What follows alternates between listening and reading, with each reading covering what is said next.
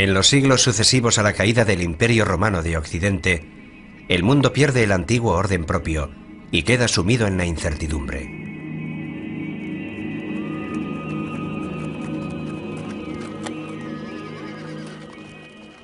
La fe religiosa se convierte en el único punto de estabilidad en este mundo tan inestable. Y a los seres humanos de la Edad Media solo les queda confiar en ella, en su búsqueda de consuelo y esperanza.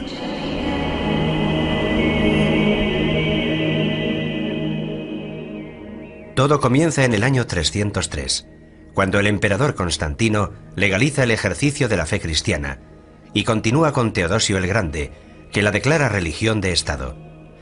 Es un proceso que a partir de entonces permite a la Iglesia adquirir un papel fundamental en la historia política y cultural europea. Esta gran transformación del Imperio Romano se produce en la famosa fecha del 313, con el llamado Edicto de Milán, que no es sino la confirmación de un edicto anterior, según el cual el cristianismo, tras haber sido parcialmente perseguido por las élites, por algunas élites del Imperio Romano, con Constantino se convierte en la religión del imperio, es decir, pasa a ser una religión legalizada. El cristianismo se extiende a todo el mundo conocido, y poco a poco hasta los reyes y las poblaciones bárbaras se convierten a él.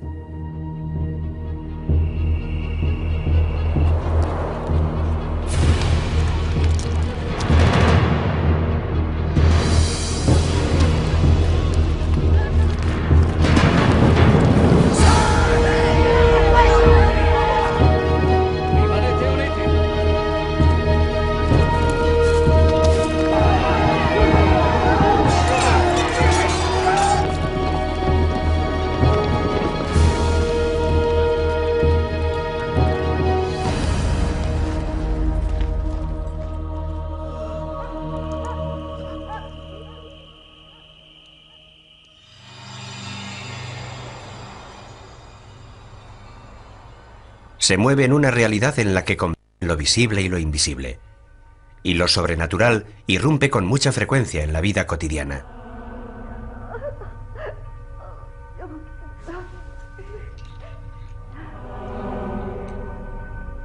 La magia se basa en el principio de que hay una relación concreta entre las cosas que se ven y las que no se ven. Que las cosas que no se ven están animadas por fuerzas espirituales y que existe la posibilidad de entrar en contacto con estas fuerzas. Y actuando sobre estas fuerzas se puede modificar la realidad. La fe impregna profundamente esta época, en la que el ser humano es criatura de Dios. La vida cotidiana, las relaciones con los demás, el conocimiento del mundo, el sentido del tiempo, el significado de la muerte, todo se mide según parámetros divinos.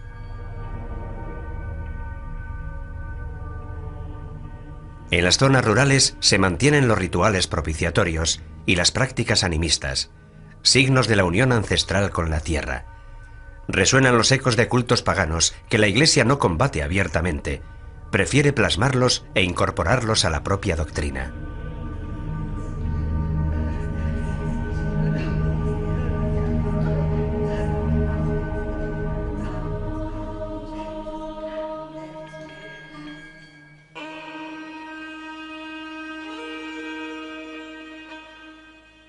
En el siglo XII nacen las universidades, que se convierten en nuevos puntos de referencia culturales. Son frecuentadas por religiosos, pero no solo se dedican al estudio de la teología. El derecho, la medicina y las ciencias adquieren un creciente espacio y aportan nuevas reflexiones sobre el ser humano.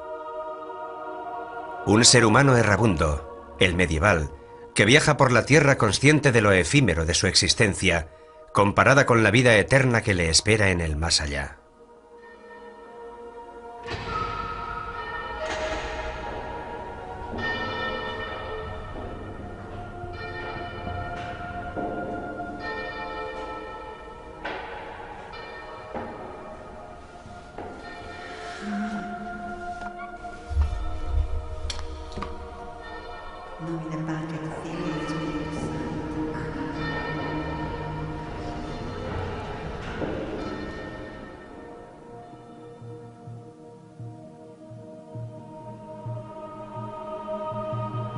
En el largo milenio medieval, todo debería ser inmutable, mientras todo se transforma lentamente.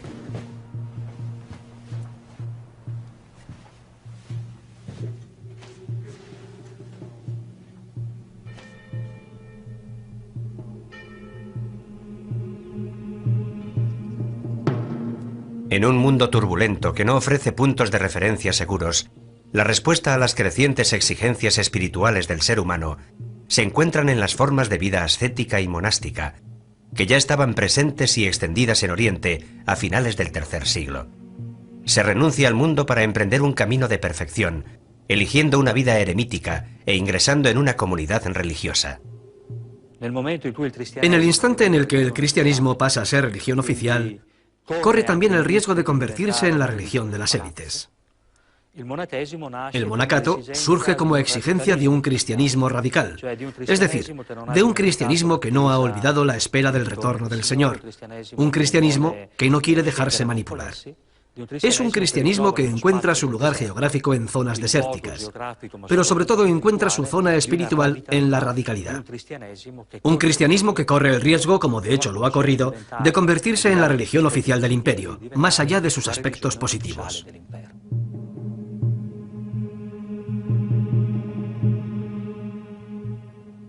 Si la fuga solitaria hacia el desierto multiplica las formas espontáneas de experiencia de Dios, la opción monástica ciñe esas mismas aspiraciones a unas reglas muy concretas, obligándola a una rígida disciplina.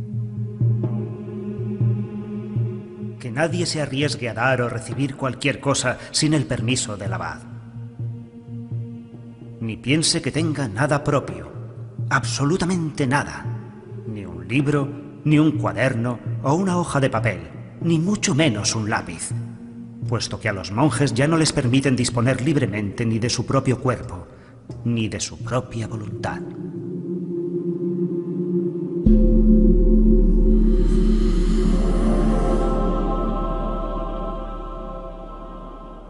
El monasterio se sitúa dentro de la realidad medieval como un mundo aparte, autónomo y autosuficiente, que puede permitirse ignorar la realidad que se desarrolla al otro lado de los muros.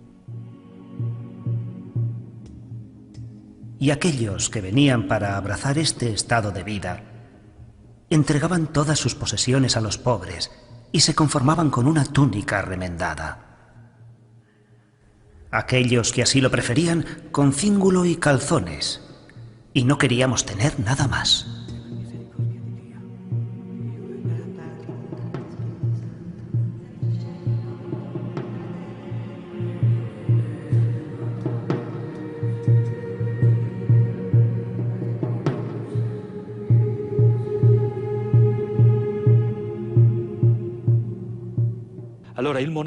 El monasterio es un intento de crear una pequeña comunidad cristiana completamente autónoma intramuros, donde se pueda ejercer, donde se pueda vivir plenamente la opción de vida cristiana.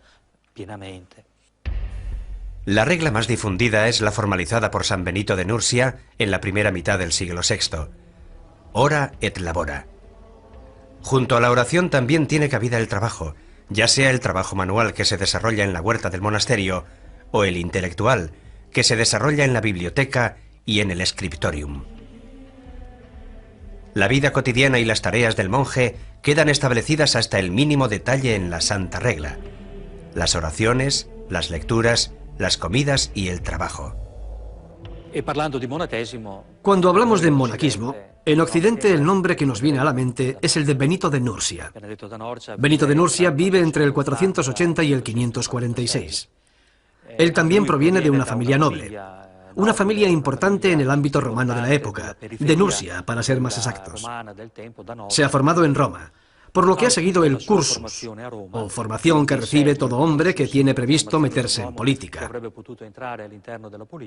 Se decide por la vida monástica, primero en Subiaco, cerca de Roma, y posteriormente en el monasterio de Montecassino, en una serie de vivencias relatadas por el mismo San Gregorio Magno.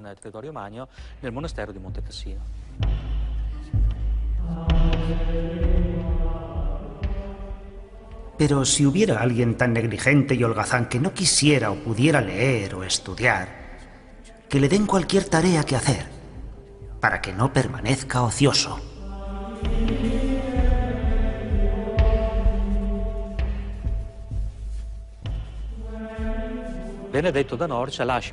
Benito de Nursia deja una regla que actualmente sabemos que no fue enteramente obra suya, sino más bien la reelaboración del estilo de vida en los monasterios de su tiempo, que se prolongará sucesivamente en la época carolingia.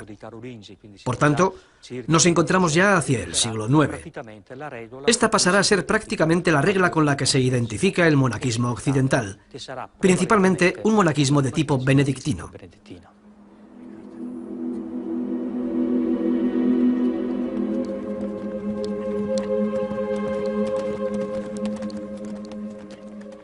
¿Cuál era la importancia de la regla de San Benito? ¿Y por qué la regla de San Benito sustituye en el siglo IX a las demás reglas monásticas que imperaban en otros monasterios? Porque la regla de San Benito tiene un equilibrio propio, distribuido en sus 70 capítulos, en los que todo está organizado a través de ese equilibrio que proviene de la tradición y experiencia de las romanitas, de la cultura romana.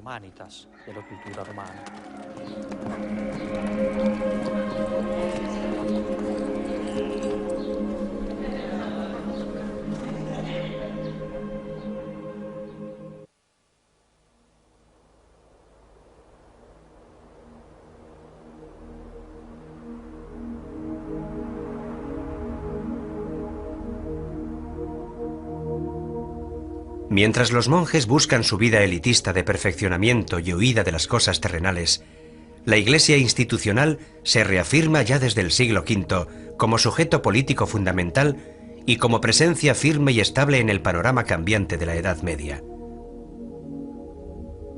El ordenamiento de la Iglesia, calcado de las estructuras administrativas romanas, también se mantiene tras la caída del Imperio Romano. La figura de referencia para las comunidades de fieles es el obispo.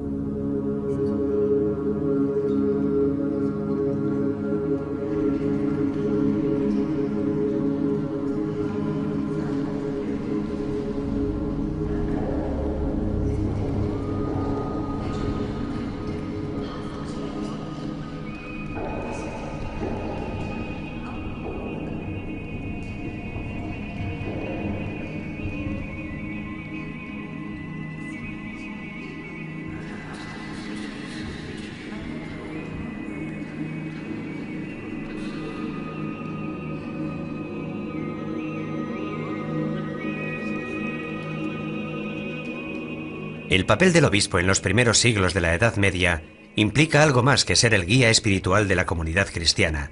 Está dotado de poderes civiles y más genéricamente políticos. Duomo, que significa catedral, deriva del latín domus, la casa del obispo, también llamada catedral porque el obispo tiene una cátedra. Es decir, el obispo es el pastor, es el quien enseña la verdad a los cristianos que lo quieren escuchar. Este es el significado etimológico. Desempeña el papel de defensor de la población romana a través de acciones diplomáticas con los representantes de los pueblos invasores y proporciona ayudas concretas gracias al patrimonio eclesiástico acumulado en las décadas anteriores, patrimonio que gestiona con la ayuda de clérigos y personal laico.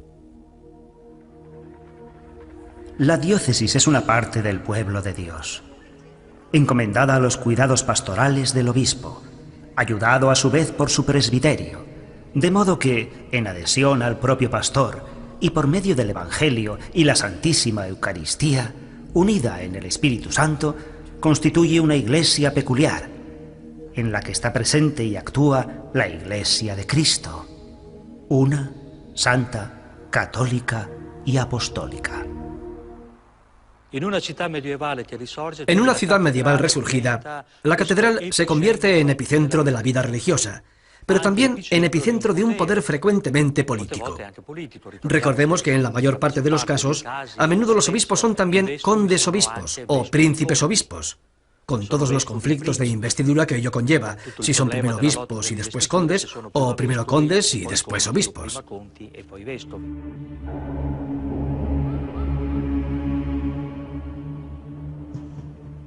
Desde finales del siglo VI, la administración civil y la religiosa establecen una intrincada relación mutua. La Iglesia, con sus representantes en el territorio, se convierte en opositor político y psicológico de otras formas de organización social y se erige a sí misma como heredera del desaparecido Imperio Romano.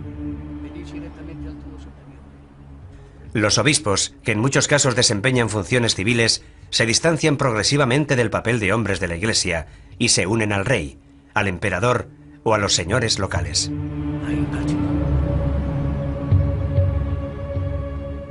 El privilegio de la inmunidad, que comprende la exención de tributos y el de sinecura, o lo que es igual, la exención del ejercicio de las funciones sacerdotales, son la expresión perfecta de una Iglesia adscrita al poder. La simonía, término que indica la compraventa de cargos públicos y la oferta de los servicios propios al mejor postor, se convierte en un fenómeno muy extendido. Asimismo, el nicolaísmo, es decir, la práctica común de los sacerdotes de casarse, suscita las críticas de aquellos que preferirían que los eclesiásticos volvieran a un estilo de vida y un ejercicio de las funciones espirituales más auténticos.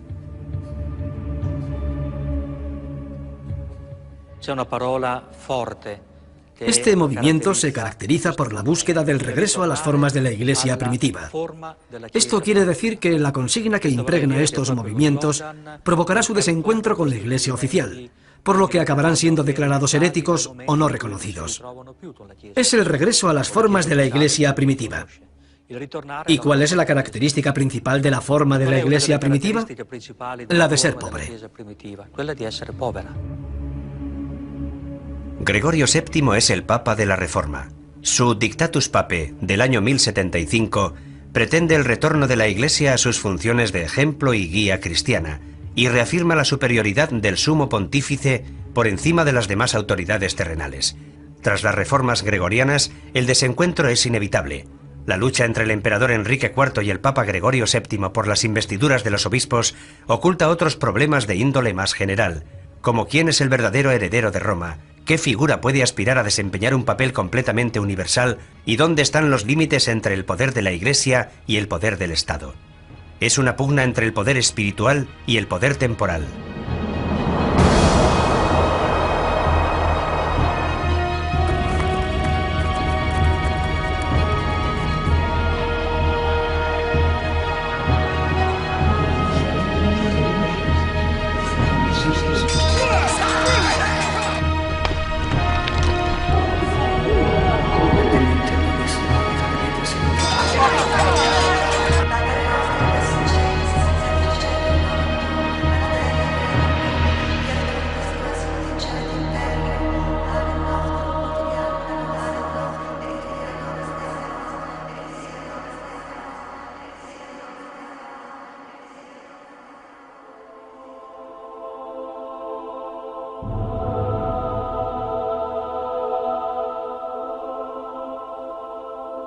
En la ciudad, aparte del palacio episcopal, símbolo de la presencia del obispo en el territorio, surge la catedral, lugar sagrado dedicado a las ceremonias religiosas. Desde la lejanía, con sus transeptos y sus torres, se asemeja a una poderosa nave que zarpa hacia un largo viaje. Toda la ciudad puede embarcar sin temor en sus robustos laterales. La catedral, como el campo o el bosque, tiene su ambiente, su aroma, su luz, sus claroscuros, sus sombras. Su rosetón parece el propio sol. Saboreamos su profunda paz.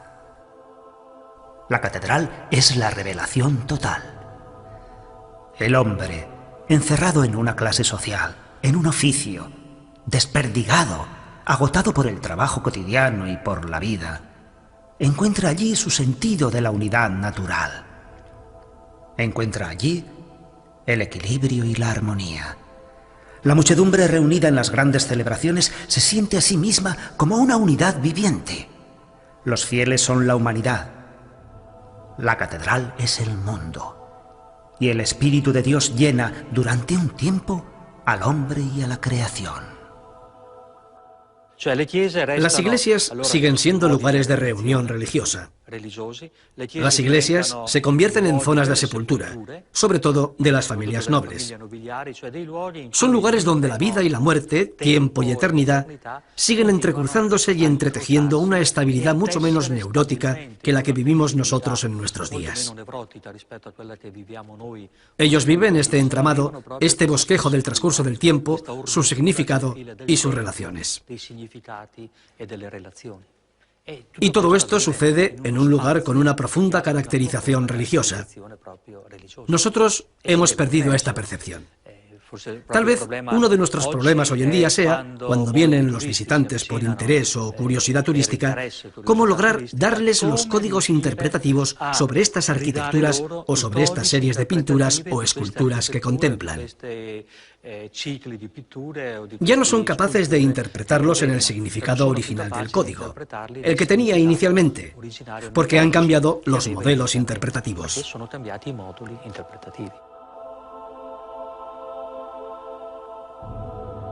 El feligrés se implica a través de una serie de sensaciones que impactan sus sentidos. La vista se detiene en el desarrollo de la ceremonia y las decoraciones pictóricas y ornamentales de las paredes. El olfato está estimulado por el olor a incienso. El oído se estremece por las palabras leídas y declamadas en latín, una lengua incomprensible para los fieles, pero también por la música y los cantos.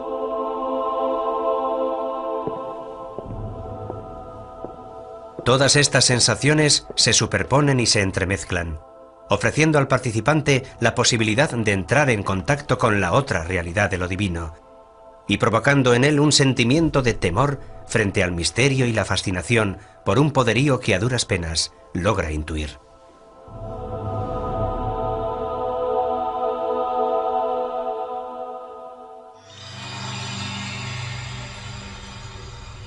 En la Edad Media la catedral es un lugar abierto, donde tiene lugar una amplia serie de momentos colectivos, como las reuniones de las autoridades, las ceremonias de entrega de títulos honoríficos, las asambleas de asociaciones ciudadanas o la recepción de importantes personalidades extranjeras. Fuera de la catedral se extienden espacios abiertos, a menudo los únicos de la ciudad medieval, atrapada en su maraña de callejuelas y angostas vías. En la plaza, lugar de socialización y encuentro, se desarrollan también las grandes predicaciones de los oradores que arengan a la multitud desde un tablado construido para la ocasión. Bajo el pórtico de la iglesia no es infrecuente que se coloquen puestos de notarios, cambistas y mercaderes, con la esperanza de que se vean obligados a ser honrados, dada la cercanía del lugar sagrado. Estos espacios de socialización de noche también pueden convertirse en puntos de encuentro para citas clandestinas, sobre todo en los apartados cementerios, siempre que no haya temor a molestar el sueño de los muertos que allí reposan.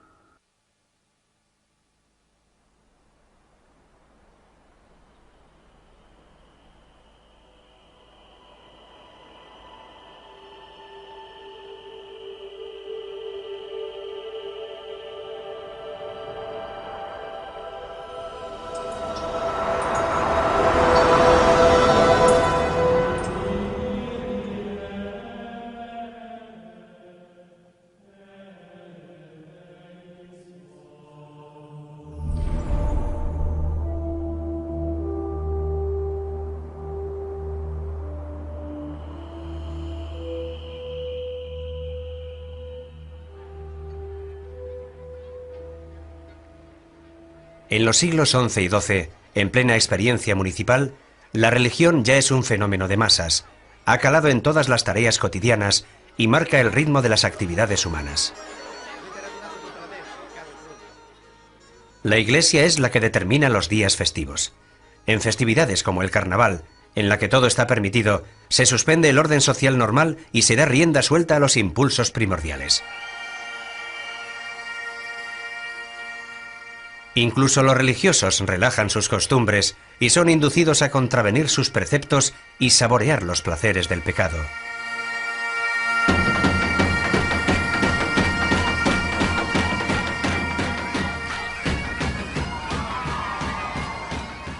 El carnaval es la fiesta en la que puede pasar de todo. Y todos están autorizados a transgredir sin atenerse a las consecuencias.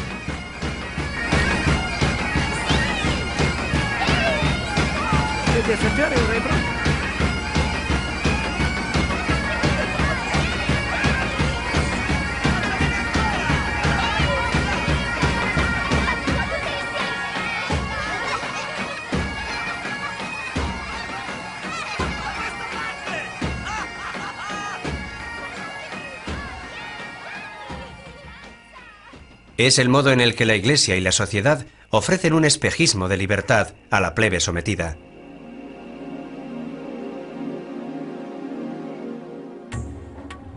Hay multitud de ocasiones en las que los ciudadanos se reúnen para celebrar la pertenencia a una colectividad cuyo valor se reconoce, de la que cada cual forma parte y en la que se sienten orgullosos de vivir. Una religiosidad civil que se funde con el elemento sagrado, como en el culto hacia el santo patrón y la devoción por sus reliquias. O como en las procesiones, que tienen lugar durante todo el año y constituyen una verdadera estructura festiva en la ciudad.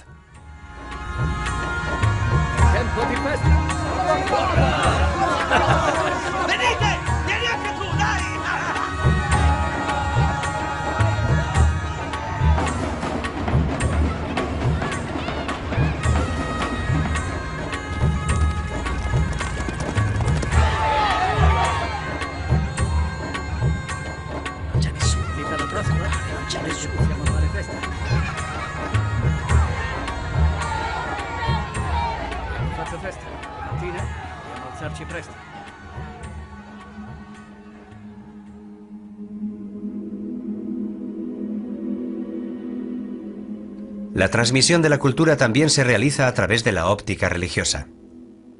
Habrá que esperar a los últimos siglos de la Edad Media para la reafirmación de las escuelas laicas. En el siglo XII nacen las universidades, que se convierten en nuevos puntos de referencia culturales.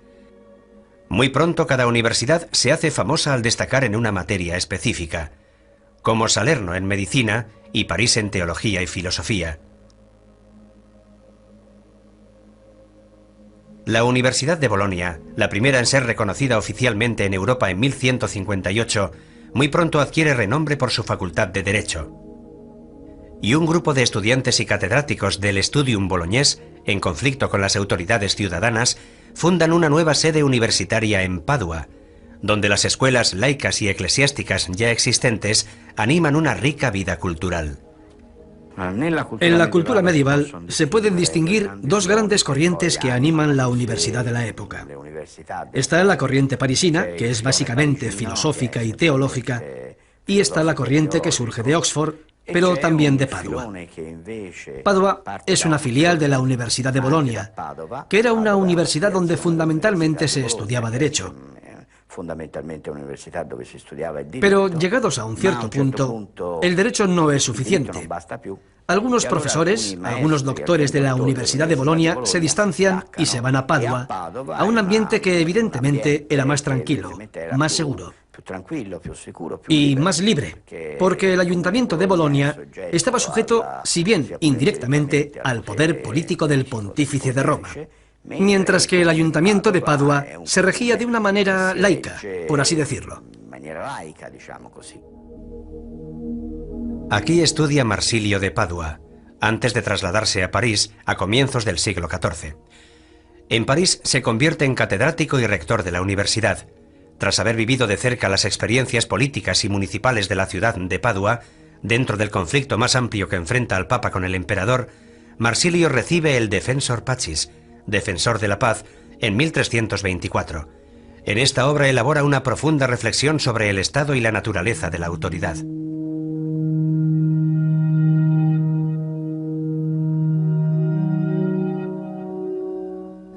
Digamos, por tanto, que el legislador o la causa primigenia y eficiente de la ley es el pueblo. Mediante su elección o voluntad, expresa con palabras en la Asamblea General de los Ciudadanos que ordena que se haga o no se haga una determinada cosa respecto a los actos civiles humanos, bajo la amenaza de un castigo o pena temporal. Bajo la máscara de honradez y decoro, el papado es tan peligroso para el género humano que allá donde no se le ponga freno, causará perjuicios muy graves a la civilización y a la patria.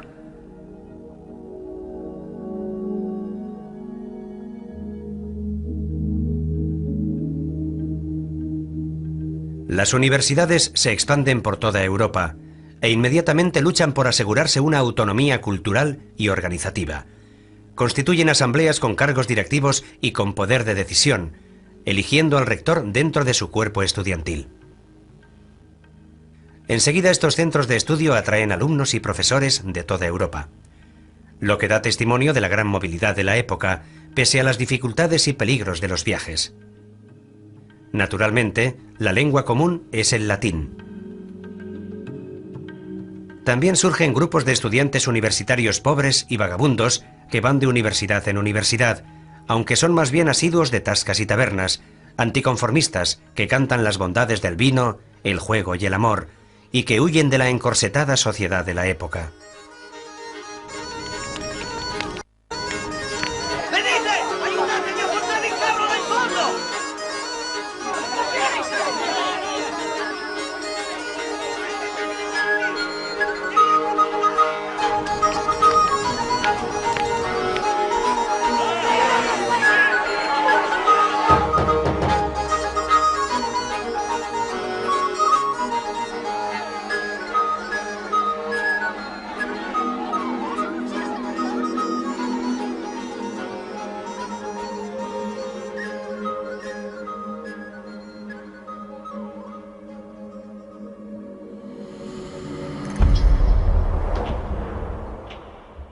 En Padua adquieren un gran valor las disciplinas científicas.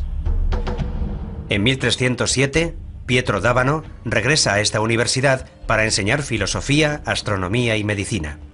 Pero antes, su curiosidad intelectual le había llevado a Constantinopla, donde aprendió griego y entró en contacto con las culturas árabe y bizantina, y posteriormente a París, donde siguió desarrollando sus conocimientos.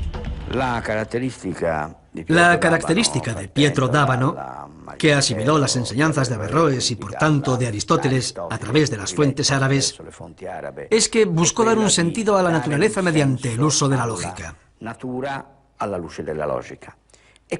Naturalmente, esto implica, en primera instancia, la filosofía en relación con la astrología, porque son las estrellas, los cuerpos celestes, los que gobiernan y determinan las cosas materiales de este mundo. Partiendo de la voluntad de observar directamente los fenómenos naturales y buscando una explicación a su funcionamiento, Pietro d'Abano logra sintetizar conjuntamente la astrología y la medicina. La astrología es necesaria para usar los medicamentos en el instante más adecuado, cuando la luna esté atemperada por planetas positivos. En caso contrario, es mejor no intervenir quirúrgicamente. La aplicación de técnicas médicas y quirúrgicas no puede prescindir del conocimiento de las características zodiacales específicas del ser humano, ni de la constante y atenta investigación de la bóveda celeste, en esa unión entre microcosmos y macrocosmos, que es uno de los rasgos más peculiares de la mentalidad medieval.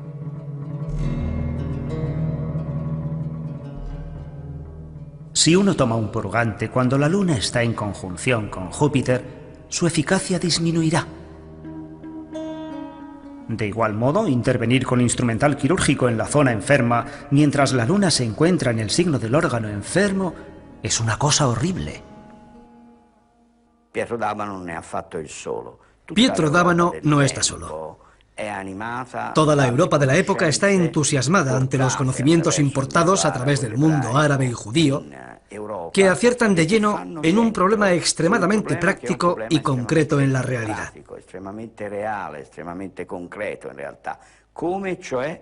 ¿Cómo puede el hombre relacionarse con la naturaleza y no limitarse a padecerla, sino a modificarla e influir en ella? Pietro d'Abano adquiere mala fama con sus teorías. De hecho, la Inquisición lo acusa de herejía y nigromancia. Sin embargo, recibió la solidaridad de las autoridades municipales, que lo defendieron durante su procesamiento. Cuenta la leyenda que tras su muerte, su cuerpo fue exhumado y quemado en la hoguera, para conjurar el regreso a la tierra de semejante hereje.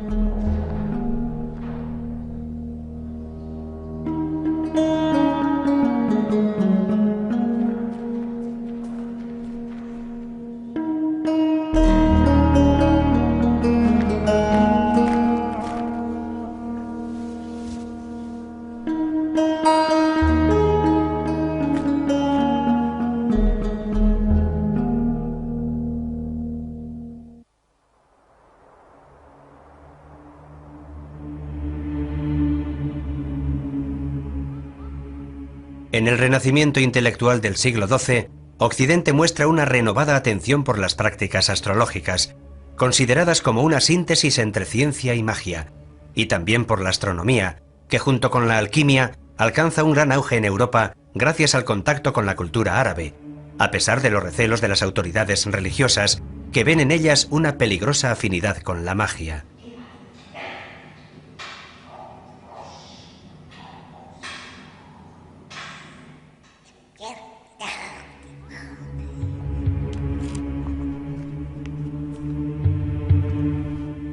Intelectuales como el franciscano Ruggiero Bacone o el dominico Alberto Magno aparecen como eruditos sabedores de que la magia puede ser un instrumento de conocimiento de los misterios del cosmos.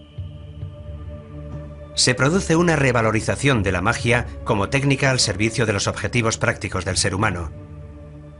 Es una tendencia cultural que distingue entre la magia buena y natural, la que busca descubrir los secretos de la propia naturaleza, y la magia negra, ceremonial y demoníaca.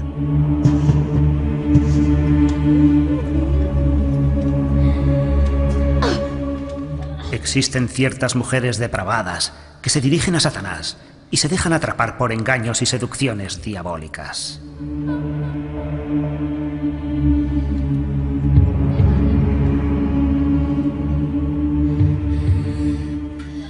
Creen y aseguran cabalgar por la noche a lomos de ciertas bestias en pos de Diana, diosa de los paganos, y en compañía de otras mujeres. Afirman que atraviesan amplios territorios, amparadas por el silencio de la noche, obedecen sus órdenes y algunas noches el diablo las llama a su servicio. La bruja es la mujer que elabora pociones mágicas, filtros de amor o venenos, y que se transforma en otras cosas. Se puede convertir en ave nocturna, puede matar a niños, incluso provoca abortos. Esta es la imagen general de las brujas. Las brujas, cuando eran procesadas por la Inquisición, siempre estaban acusadas de haber matado a niños, de haber robado su manteca para elaborar ungüentos milagrosos, ungüentos mágicos, y también de tomar parte en fiestas nocturnas, diabólicas, lo que nosotros conocemos como aquelarres, y de fornicar con el demonio. Las estructuras mentales paganas persisten agazapadas bajo una adhesión superficial a la nueva religión, en la que la adoración de los santos y sus reliquias mantiene una ancestral relación con lo sagrado, lo arcano, lo desconocido. Pero quiera el cielo que solo sean ellas las que hayan sucumbido a sus falsas creencias, y que no hayan arrastrado a otros muchos a la perdición de sus almas. Tanto es así que muchos se han dejado convencer por estos engaños, y creen que todo aquello es verdad. De este modo se alejan de la verdadera fe y cometen los errores de los paganos. y creen que aparte de nuestro único Dios, existen otros dioses o divinidades.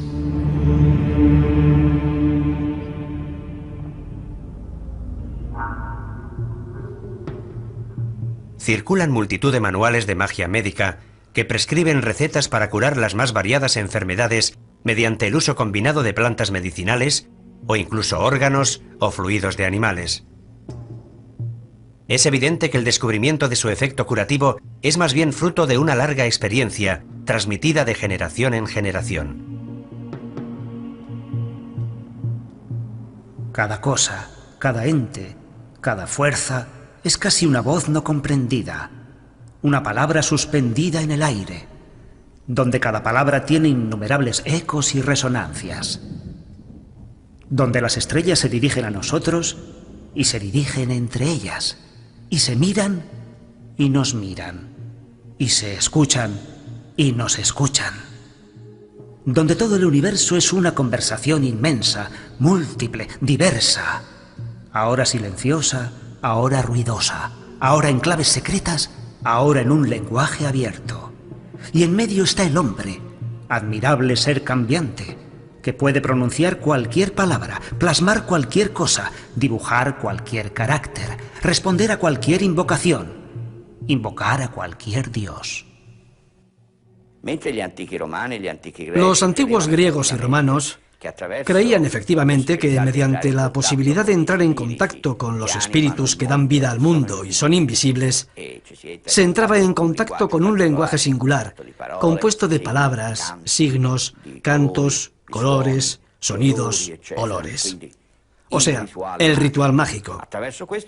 A través de esto, los antiguos creían que realmente se podía modificar la realidad. Los judíos, los cristianos y los musulmanes no pueden creer en esto porque la realidad es voluntad de Dios. La realidad se ve en lo creado. Dios es el único dueño de la creación.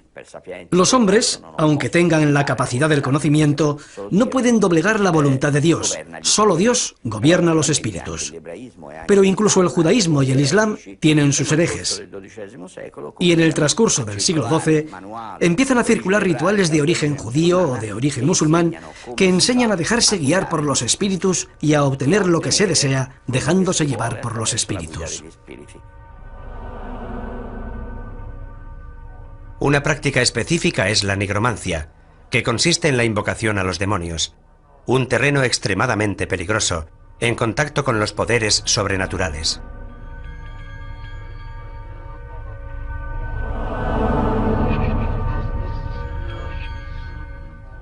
La palabra es un elemento fundamental del ritual mágico. También las oraciones, las bendiciones, los conjuros o los sortilegios, donde también entran en danza personajes de las Sagradas Escrituras. En cambio, los exorcismos ocupan un lugar aparte. Por una parte están codificados por la Iglesia y por otra están ligados a las tradiciones folclóricas. Se realizan para liberar a una persona de la posesión demoníaca. En el nombre y poder de nuestro Señor Jesucristo, sé erradicado de la Iglesia de Dios y de las almas redimidas por la preciada sangre del Cordero de Dios. A partir de ahora, no te atrevas, pérfida serpiente, a engañar al género humano, perseguir la Iglesia de Dios, ni agitar o cribar como el grano a los elegidos de Dios. Te lo ordena el Altísimo al que tú, en tu inmensa soberbia, presumes de ser semejante. En el nombre y poder de nuestro Señor Jesucristo, te exorcizamos, espíritu inmundo, poder satánico, invasión del enemigo infernal, legión, reunión y secta diabólica.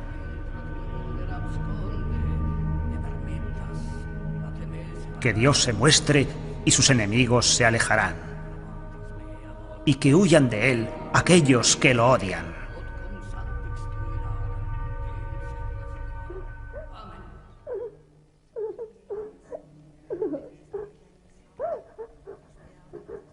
Así como el humo se desvanezcan ellos. Así como la cera se derrite al fuego, sucumban los pecadores a los ojos de Dios.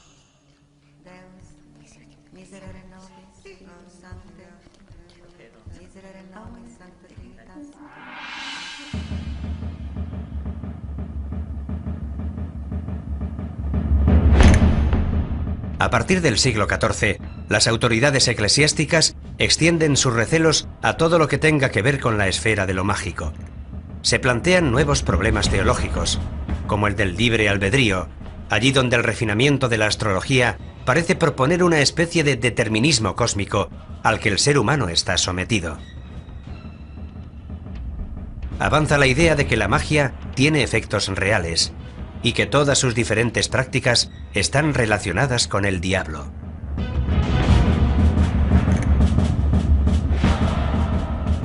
Brujas y herejes se reúnen de noche, generalmente en lugares solitarios, en campos o en montes, en iglesias desacralizadas o en lugares dejados de la mano de Dios.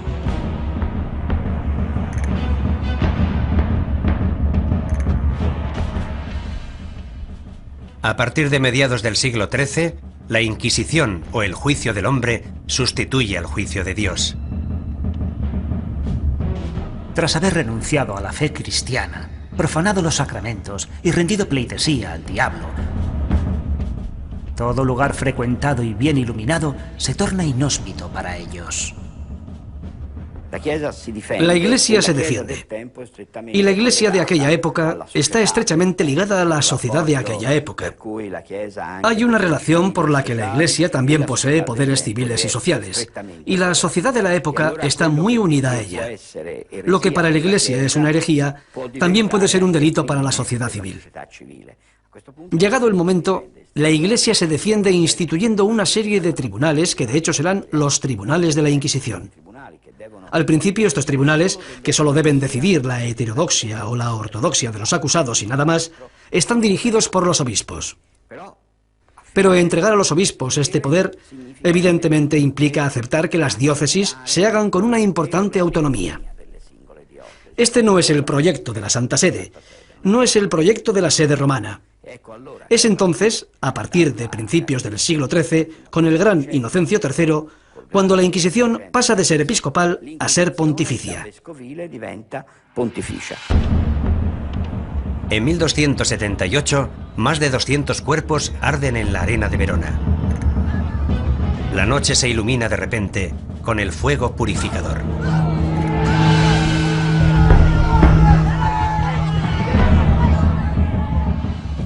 Buscadlos en guaridas y escondrijos similares.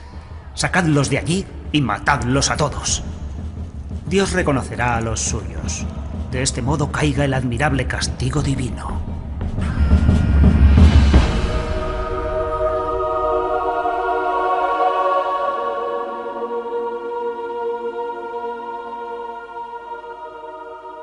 En un camino medieval, entre caravanas de mercaderes, grupos de soldados a caballo y campesinos, es posible divisar una figura solitaria que se desplaza a pie, vestida con sencillos ropajes, con escasas pertenencias. Le mueve el sentimiento de penitencia y devoción, pero también el deseo de ver y descubrir el mundo. Así es en el fondo el hombre de la Edad Media, que entre la fe y el deseo de conocimiento se pone en camino para atravesar las grandes transformaciones de su época.